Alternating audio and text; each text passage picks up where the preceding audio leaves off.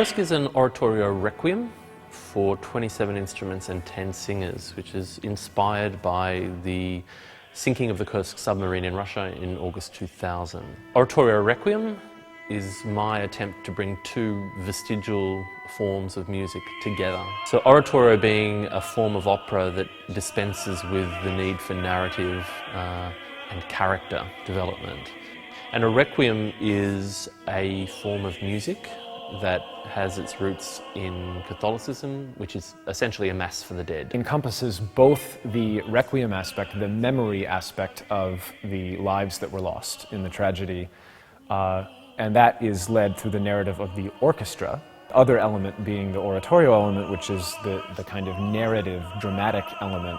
Another oratorio that is well known is Handel's Messiah, where it's the orchestra and the choir and the soloists with the scores standing up and delivering.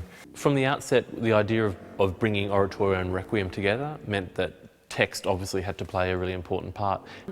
I wanted to borrow formal ideas, but I really wanted to look at how best the work would be served and by what poetry. And I discovered Anzhelina Polonskaya quite by accident. My poetry in general, talking about a human being, tragedy and death, love, sea, military, of course. The first poem I saw was about the sinking of a ship, about sailors dying as a ship goes down, almost like a Morse code message. I received an email from David and he asked me for collaboration because he had an idea to compose this oratorio.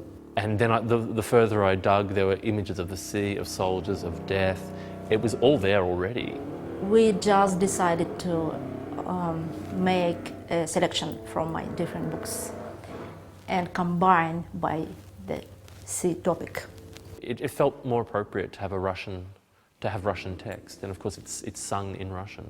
It reflects upon all of the things that the Kursk event stirs up in our minds, themes of mortality and of wartime and seafaring and militarism versus pacifism versus all these different themes are just all chunked together in all of those poems that she's composed.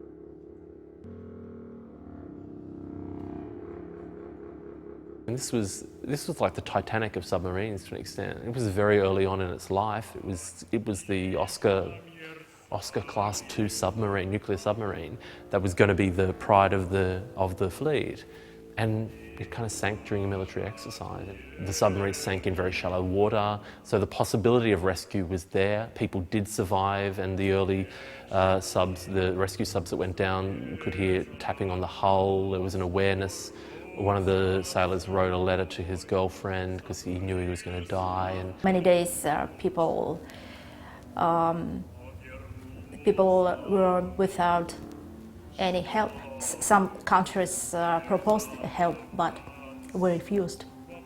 Our government is guilty for this death, I think so. It was a really politically charged event on the surface, but I think it was a really human event underneath. It's 118 men that died, and therefore it's 118 families that feel the impact of it. My name's Chris Richardson, and I play the role of the sailor in Kursk. We've been very lucky to have found in Christopher an extraordinarily different voice, as each great soloist should have a very distinct voice. There's an agility there which is very different. One of the most challenging pieces of music that I've ever had to prepare for, one of the most challenging performances, because I've never spoken or learnt Russian before, so I've had to learn it. I've had to have a lot of coaching to be able to pronounce the Russian correctly, trying to fit like 3 consonants between every vowel, which we're not used to doing in English. You've mechanically got to master the pronunciation, but then actually connect the thought. So yeah, it does take a lot more work to actually be able to convey the right emotion with understanding than if you're singing in your own language. Vocally speaking, there's only myself, which is the role of the sailor. There is Jessica's role, the soprano role, which is the role of a siren. a lot of seafaring mythology engenders the sea as feminine, engenders sirens as feminine, engenders angels as feminine. And I'd promised Jessica Aszodi I'd write her something because she's so phenomenal. In the beginning of the piece, we only have the voices of the men. So we have our main protagonist and we have the chorus representing the sailors on the ship. And throughout the piece, there are a couple of little interjections that come out of nowhere from a female voice. And I'm singing from off stage because the personification visually of the angel or the siren doesn't occur until the final movement when I'm finally seen on stage. It's not a pretty angel, it's the angel of death and life and the sea all in one. And of course the eight-part male consort have been really important as well. They are the backbone of the work, I really believe that. Having such experienced and specifically skilled singers has proved absolutely vital in the realisation of this work, because you are asking them to bridge very different stylistic worlds.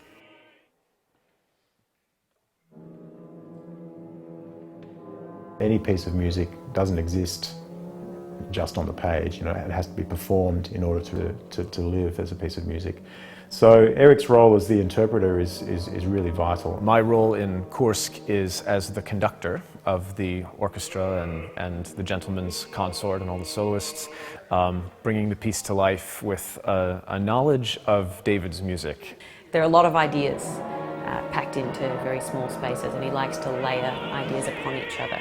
The nice thing about Kursk is that it has so many elements, and throughout the entire 15-movement work, he has found a way to feature each of those elements at different times, at different key dramatic moments in the piece. Just like Mahler or Wagner did, he really captures this idea of leitmotif. So a character progresses throughout a piece in a way that's really easy to see through the development of the musical motifs and the way that he layers them into the orchestra part as well as the vocal parts.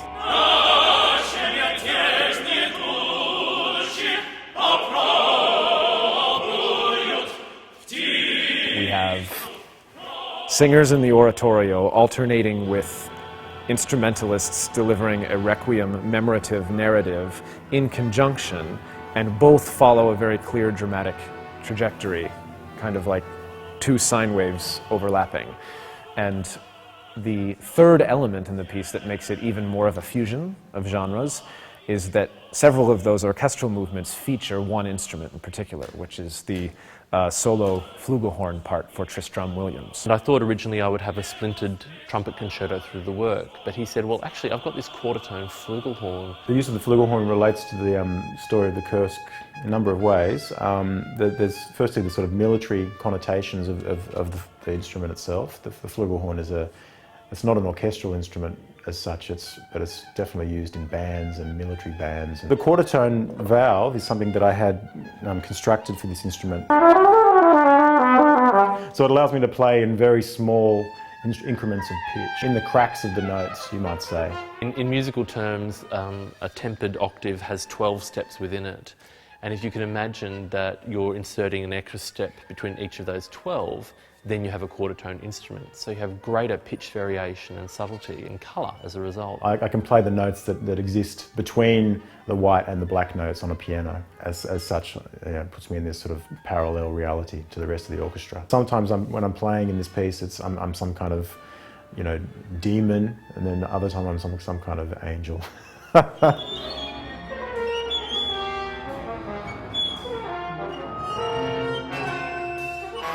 And again, great to abstract the work through not just voice, but through musical voice, through an instrumental soloist who's got the same virtuosity that the singers do. So he's able to really get from the orchestra just the most strange and bizarre sounds at times. And he knows the instruments very well as well. He knows a lot of tricks that they can do.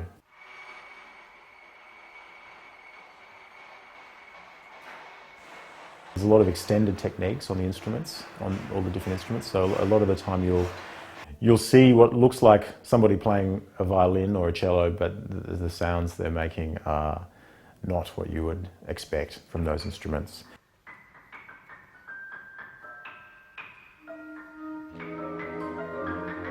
it ranges from having the full forces assembled and all being heard at once, to having the solo flugelhorn part singled out, to having certain sections of the orchestra playing and others being silent at key moments in the drama, having very dense textures, very sparse textures, and even at one point in the middle of the piece, slowly reducing and reducing and reducing until you have this very low kind of nadir in the center where you hear nothing but a singing bowl played by the percussionist that just slowly grows in volume and rings out and just changes the entire scope of the work.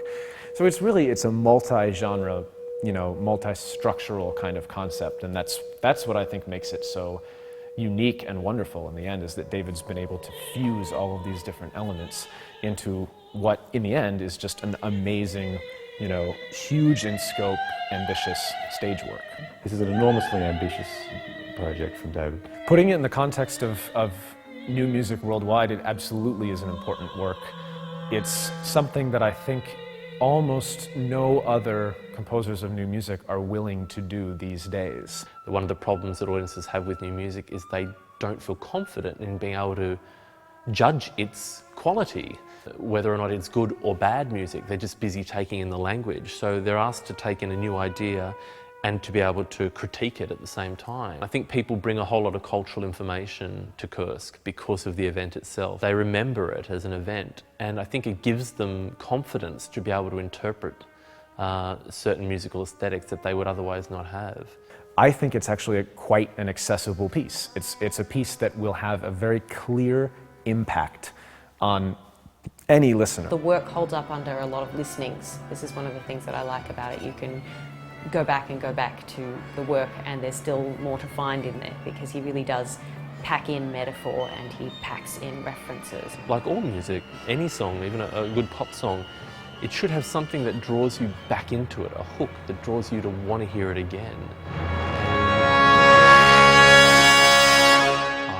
I feel very lucky and very proud of it as a work.